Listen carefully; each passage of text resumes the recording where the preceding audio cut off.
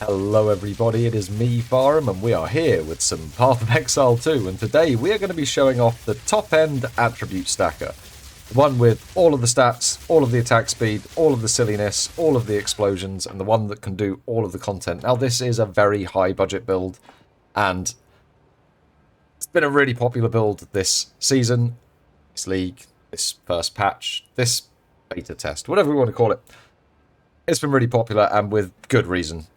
It does everything, and it does it with a certain type of very zippy style. So let's jump straight into this. We'll take a look at the passive tree, go through the gears, and then we'll showcase this thing in a bunch of content, as well as doing a little technical showcase at the end and talking a little bit about attack speed and how the server speed affects that, and why you should never go over 30.3. Let's get right on into it. Let's start then with our ascendancies. We are a Gemling Legionnaire. This crossbow is a lie. We're using... well, I assume that's supposed to be a crossbow bolt, but it... okay. So we're going up this side, we're grabbing adaptive capability, so don't worry about that. It's just a travel. It's basically a traveling node to get to enhanced effectiveness. This makes the bonuses from strength, intelligence, and dex doubled. We are using the accuracy, we're using the mana, we're using the health. The mana and the health are, of course, our overall health points. We're running mind over matter. And the accuracy goes into more attack speed, because we're running Falcon Dive.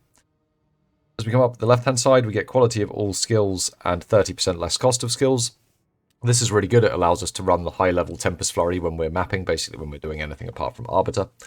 That is pretty good. We don't really care about the attribute requirements. We've got plenty of attributes, but the 14% quality of skills is pretty nice as well. Gives you extra bells, gives you extra bells, extra bell hits, like an extra 4 of them or something, which is reasonably significant. As we come into the tree, we are basically just taking attributes. We're taking a mixture of strength or int nodes as we go round all the way. That is to achieve this sort of balance. 1079 dex for us gives us 0.04 attack speed. Any less than that, and we go down to 0.05. So we take that as our lowest bound of dexterity. Then we try and get intelligence and strength to about 80% of that mark and reasonably close to each other. You have to sort of check what happens with your DPS numbers. This is what found to be the best balance for DPS for me. Anyway, so going down, that's what we're doing with attribute nodes, so I won't talk about those. They are really filling into that. We didn't need to take any dex nodes. Grab this jewel slot. Jewels are all things that help quarter staves. Pretty much. My jewels actually aren't that great. They could definitely be a lot better, and they can be corrupted with attributes on them as well for even more attributes, so I'd recommend looking for those if you wanted to spend a bit more budget. But we grab Polymathy and Jack of all trades. This gives us 10% increased attributes and 2% increased damage per 5 of your lowest attribute. That's why you want to keep intelligence and strength kind of level, because you're getting that 2% damage for every 5 of the lowest. If you leave the strength to fall too far behind, then start to lose damage. Also, it synergizes up with our Pillar of the Cage Gods.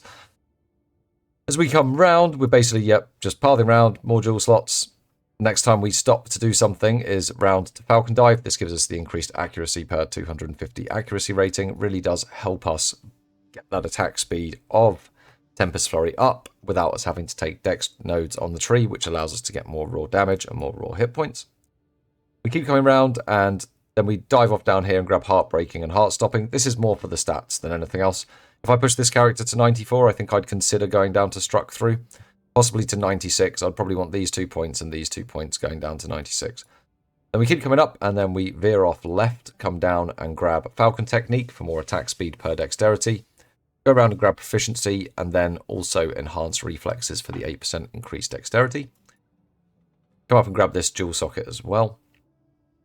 You can actually fit this build at 89, by the way, because you can drop these 3 nodes and it's fine. Come down here and grab Martial Artistry, then go up and grab Wild Storm. This is where things start to get a little bit freaky on the tree, but we come down towards Resonance. Resonance, we have a From Nothing jewel running on that. That is this jewel over here. So anything within the radius of Resonance can be allocated without necessarily being connected. We are pathing to Resonance and taking that as well for our power charges. But using the From Nothing jewel, we are grabbing For the Jugular, True Strike, Seeing Stars, and Event Horizon. This is to give us 16%, well, and we're also getting Spaghettification, but this is for our neck anoint. This gives us, just from the runes down here, 20% more strength and dexterity. We're also pathing up to grab Deep Trance, giving us a total of 24% strength and 24% dexterity from the Against the Darkness. We then come up, we're not going to run CI because we've got plenty of health, we've got plenty of mana, so we're going to ignore that node. We're going to grab the Ingenuity, and then we're going to path to this node here where we're using a controlled metamorphosis with a massive ring. We're using this to grab Pure Power, Lightning Quick, Drenched, and Eldritch Will. I question the value of Eldritch Will, really. I think I would actually swap that on the next level to grab either this Jeweled Socket early or Heartstopper early. But at the moment, it's allocated. Then we go down. This is our From Nothing Jewel, which I already explained. It gives us the ability to allocate anything within that circle around Resonance there. Finally, grabbing Mind Over Matter, effectively doubling our hit points, giving us a nice, big, healthy, effective hit points pool. We're not running very much in the way of evasion and armor, so having that big effective hit points pool is nice. You do occasionally get hit. Something might jump on you in Sims. We've also got, obviously, resistance capped. But that's the skill tree. The most expensive jewel is the Resonance, followed by the Against the Darkness. Sorry, the From Nothing Resonance, followed by the Against the Darkness. But if you can get those jewels, it really does beef up the power on the tree. Let's take a quick look at the gear. This is where we've got some pretty good items here. This is where we're getting most of our res and a lot more stats. Onto the gear. So quickly before we start on this one, not running much rarity. If you wanted to run rarity on this, you can fit it onto the boots and you can fit it onto the rings. If you get better resistance rolls across some of your gear, then you can run some rarity soul cores as well. More doing a showcase of the attributes and getting to really high attributes and what the build can do, rather than using it as a farming build throughout the season. I was farming on other things. That's my excuse for not having Magic Find. Let's move on. So, on our weapon, we're actually running a weapon swap here. With one weapon, you're using your Cast on Shock. With the other one, you're using your Heralds. One's for doing clear, one's for killing bosses. On your clear weapon, you want to be running attack speed. This will help you get more attacks per second for less dexterity input. And mana on kill. This will help you keep your mana completely topped up while going through things like maps or clearing up to the breach boss. For your helmet, you want to get the Black Sun Crest. There's some optionality here. You could also just go with a rare helmet for more Magic Find here, but this is a lot of stats from this piece here. If you can get it Kringle Corrupted with more than 15% of any of the stats, that's going to be better. 15% is the max roll, but you'll be looking at about 50 divines for one of those even now. Probably should talk about the weapon swap. The other weapon swap, we are adding fire damage. It's another Pillar of the Cage Gods, and attacks with this weapon penetrate elemental resistances. The reason for having the fire damage is because we don't have any flat fire damage elsewhere. If you do have flat fire damage elsewhere, then run 2 attacks with this weapon penetrate 15% elemental resistances. If you are missing fire damage, well, it's only going to be fire damage. If you're missing fire damage on your rings, then just pop one of the runes in here. It really helps with the bell damage. For the neck, we are running a Kringled Astromentis. Any Astromentis will do. More attributes better. Anointed with Spaghettification. On the rings, you want to be looking for a little bit of resistances if you can, but if you can get your resistances capped elsewhere, then just run as many stats as you can on the rings and get some rarity from the prefixes. Then that would be good. These have got some dead stats on them. The chaos damage should be rarity, for sure. Over here, that life should be rarity, for sure. And that physical damage should be fire damage. But as many stats as you can. That's what you want to look for on the rings. Your gloves, you want 4%, 1 to 12s, if you can afford them. But you want Hand of Wisdom and Action, but best rolls that you can get. Your belt, you want the highest rolled Ingenuity you can get. If you can afford one over 80%, then get that. If not, get an 80% one. It's going to be fine. And for your boots, I didn't actually upgrade these, but get some more stats. You can fit more rarity in here. The movement speed isn't even really necessary. You don't need it. So you can use these really to cap out resistances, and if you do that, then you can switch a lot more soul cores to rarity, and that's how you fit a lot more rarity on the build. For the flasks, probably take a Melting Maelstrom. If something hits you and it goes through your whole mana, it's nice to be able to get all of your mana back with one button press. And I always run a Stone Charm, because if I go into Sims and forget my Stone Charm, then something jumps on me and I get stunned and it sucks. Recommend a Stone Charm. If you don't run a Stone Charm, run one of the rarity ones. Why not? That'll be fun. That'll be fine. I don't think they work on the actual monster that you kill with the rarity charm, though, because kill the rare monster, it triggers the charm effect for 1.2 seconds. Then you get the extra rarity just for that 1.2 seconds and not the actual drops from the rare. See, they suck. Don't run one of those. They're terrible. Let's take a look at the skills. Over to the generic set of skills then. So I do run some slight support swaps for different content, but as we go through the showcases, I cover what those are. They're literally maybe 1 or 2 skill gems, just swap around where they are. We run Hourglass for a bit more damage in certain content, things like that. But this is the generic skill tree that's used for most of the content, and I think it could just be used really for all of the content and you'd be fine. But I like to min-max a little bit. So, first skill, Temper Spell. You want this running really at level 21 if you can. Elemental Focus, Close Combat, Concentrated Effects, Primal Armament, and Lightning Penetration. It's going to do loads of damage. It's fine. You don't need to run over Abundance because we're running 2 bells, and there's about 0.16 of a second between the time the first bell breaks and the time you can place the next bell, which I just don't feel it's worth running over Abundance at all with this build. Run Hand of Chayula as well. You can use this to speed up the Arbiter fight and the Zeshit fight by about 0.01 seconds. That's really nice. I run that with Conductivity, Voltaic Mark, Heightened Curse, and Chaos Mastery. You only need to run this with 3 sockets. Nothing else really works with it. I put the Chaos Mastery skill in there out of frustration. I normally forget to press this skill. Next up, we've got our second Temper Spell. So this is a support bell. This runs Lightning Exposure, Strip Away, Soul Thief, and Font of Rage. On some content, we make it do the Shock, and then we make Tempest Flurry do the Electrocute when we're killing Arbiter, but for the most part, that's how you want this set up. You can use the 5th slot for something else if you want. It doesn't need it. It's mostly there just to give you mana back and apply Lightning Exposure to bosses. Then we've got Herald of Ice. So this is only on when you're mapping. This is only on with weapon slot 1 for our attack speed and mana on kill weapon. This is running Conduction, Coursing Current, Innovate, and Magnified Effect. Next up, we got Tempest Flurry. This is running Martial Tempo, Lightning Infusion, Bullseye, Overcharge, and Rage. Bullseye giving us 50% more accuracy rating, synergizing up with Falcon Dive to give us a lot more accuracy rate, a lot more attack speed, allowing us to sacrifice a lot of those, to switch a lot of the otherwise Dex nodes on the tree to Strength or Intellect, which is a lot better for our bell damage and our single target. Next up, Herald of Thunder. It's got Cold Infusion, Long Shot, Glaciation, and Ice Bite. Again, this is only running with weapon set 1.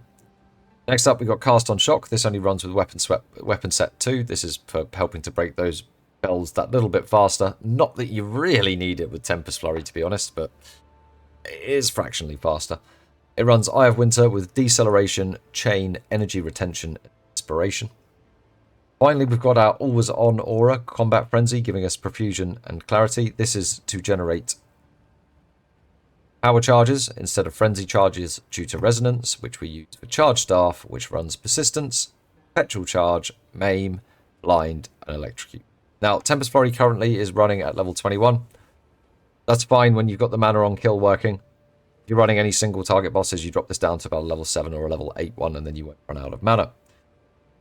Those are indeed the skills. As I said, they do change a little bit depending on the content, but I will cover that off as we go through each of the showcases.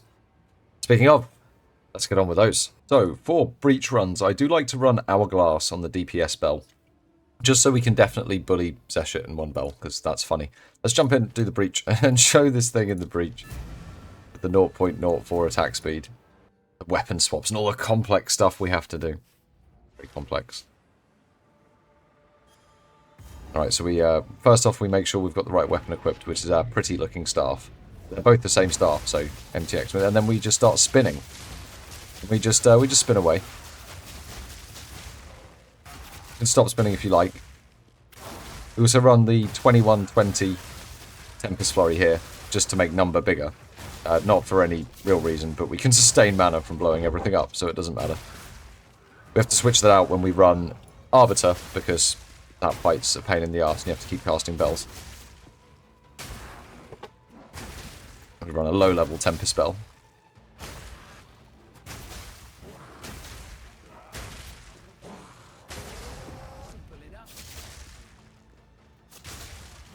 So, yep. with this much intellect, the radius of the Herald of Ice is absolutely massive. It's quite funny.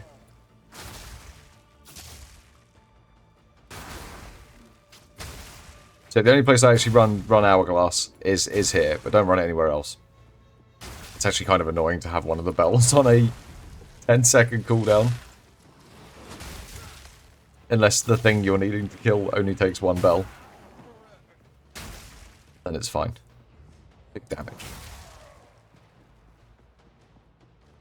huge damage. It's one of those magical more multipliers. I'm sure it is. Yeah, it is a more multiplier. Deal 40% more damage. It's multiplicative on all the increased damages.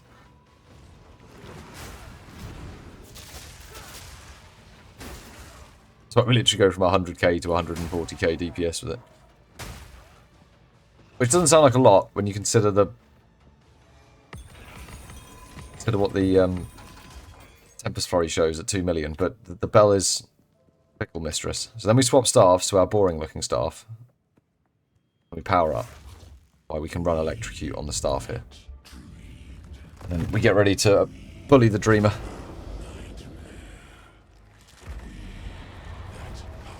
You open up with a nice Chiolas and then he's dead. And that's how you do a breach boss. It actually takes longer for the hand to sort of finish him off than it does for us. Which is nice. It's nice, that's what you want. Furtive Wraps. Absolute trash. On to the next showcase. So we've got a blooming field here with breaches on it and it's corrupted. And we have a tier 15 map with some pretty horrible modifiers on there. The -12 resistance, the increased ailment threshold, the penetrate resistances. Yeah, this is a rough looking map. Blooming Field's a pretty good tile set. So let's get zooming around this. 0.04 attack speed. Can actually get to 0.03 with this build, and I will show that. We'll just do a little technical review of that at the end of the video and why it's important, but we're not going for that for the purposes of mapping. We're just going to cause absolute destruction. Oh my god, is it going to be a multi-breach? Could be a multi-breach, guys. Not that we will actually see any breach enemies. We will only see destruction.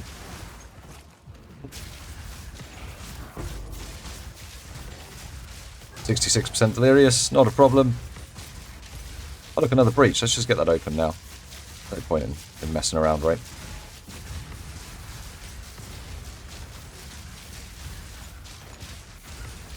Blooming Field being slightly annoying to navigate, but better than Augury. Oh look, another breach. Probably get that open, shouldn't we? Just keep blowing everything up. I think there's another breach.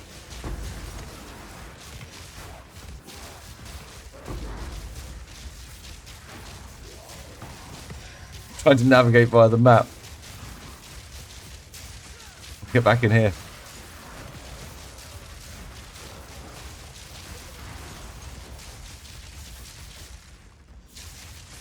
Right, that's 3 breaches done. Definitely another one though. Let's get this breach opened. Oh, there goes Omniphobia. So that's this breach done. That's well, not done. You know, there's still breach stuff to blow up. Look, another breach. We should probably get that opened.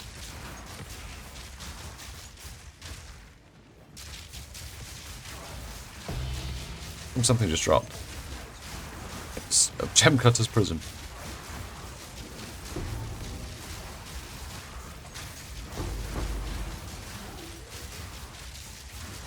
Get all that blown up.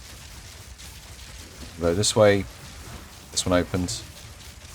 Got to be the last, right?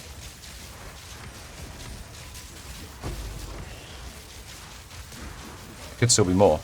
This could be a 10 breach map. That'd be perfect for the showcase.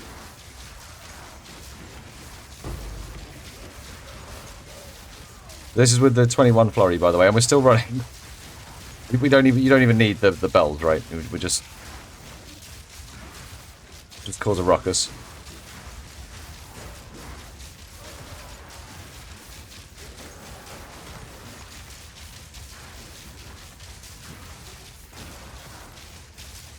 You can tell there's still breach monsters because things are exploding.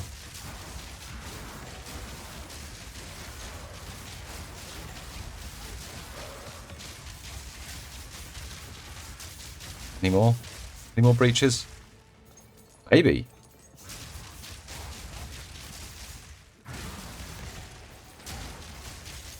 Could be more breaches.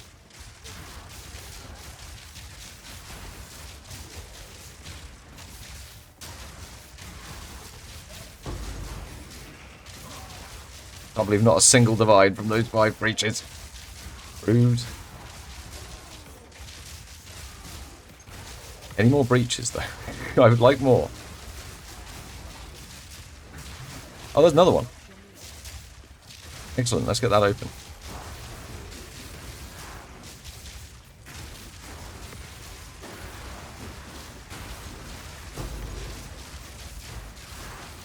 Oh, another one. Let's get that open too. No point messing around and waiting.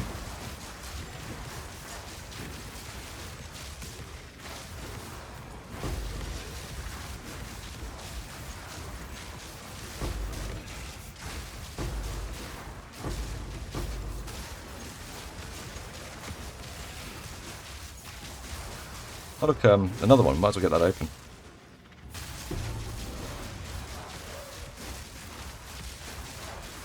Oh look, another one. Oh, we should probably get that one open too.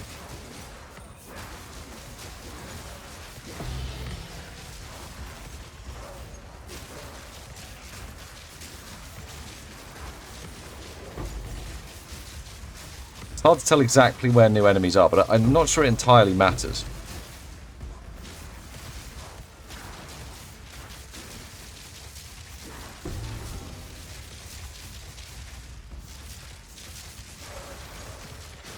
Oh, look, another one. Let's open that one too. Completed, apparently.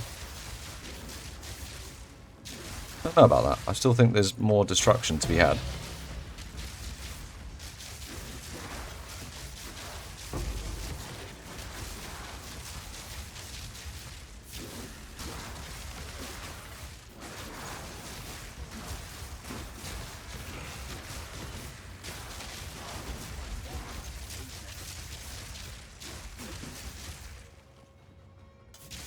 They're really going to be out here now.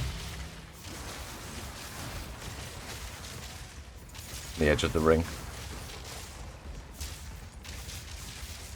Is that it? Is that all of them? That's it. That's it. Unless there's one. There could still be one more in here. We'll have to go and check, right? A little check. Make sure we haven't missed one. We've got shitty light radius. I think that was 10.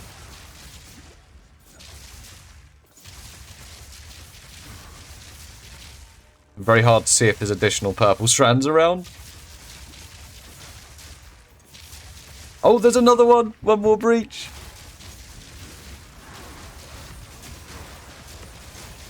$11 breaches? Oh yeah, that makes sense. An additional 10 breaches, isn't it?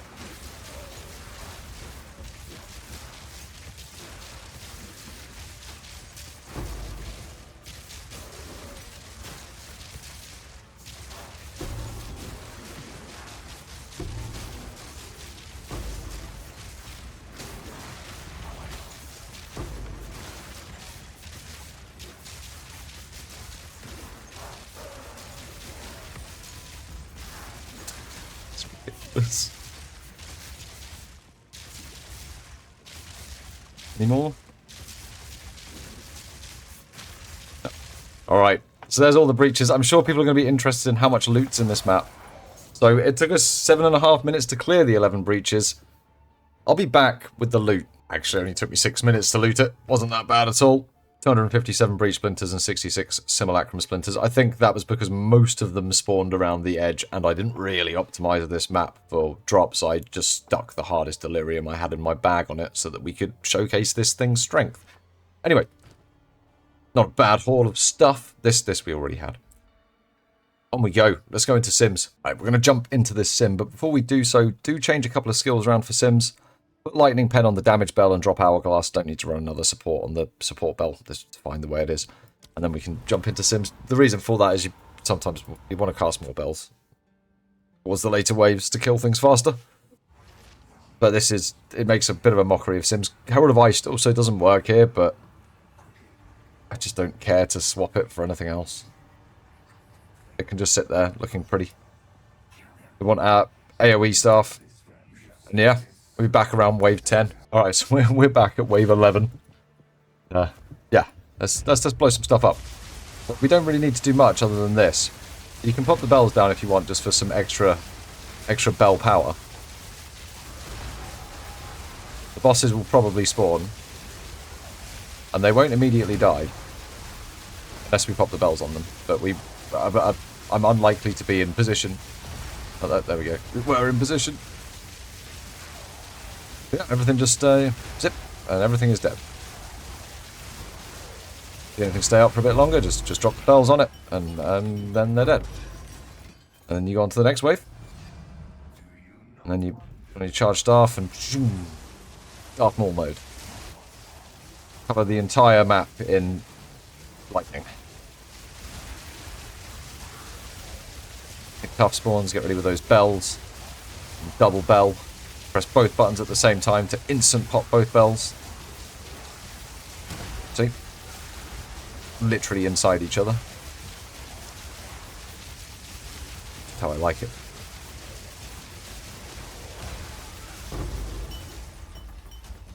And then we're on to the final zone.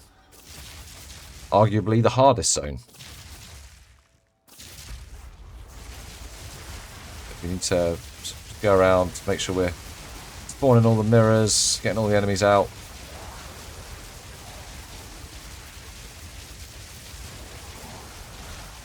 Bosses should be spawning any second.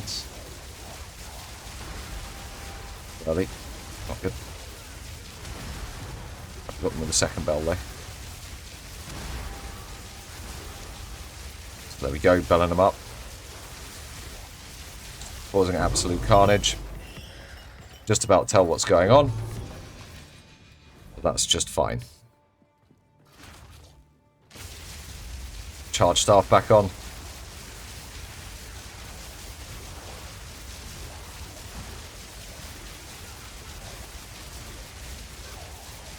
And just, yeah, keep zipping around. So we should be spawning soonish. None of that, please, lads.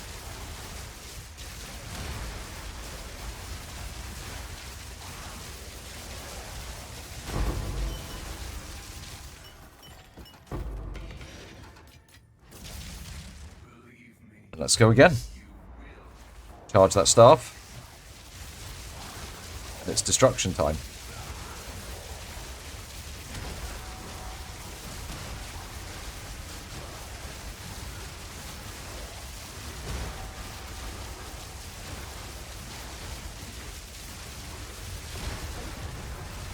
No, bosses, no.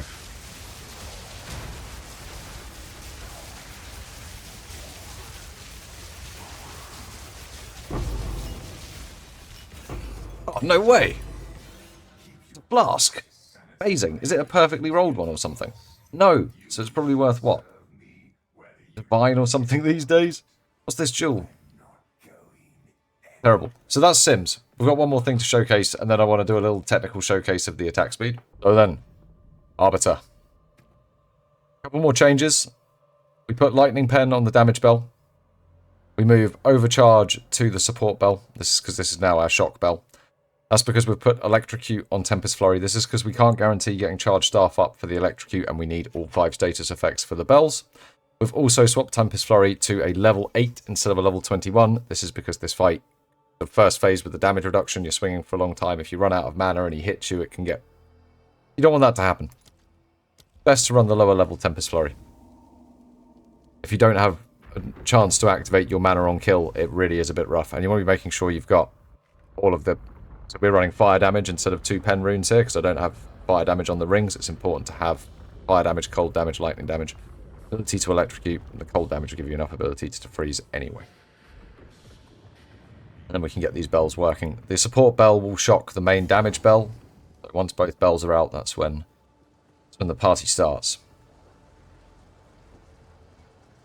I recommend using Hand of Chyla on this fight as well. Damage reduction is annoying.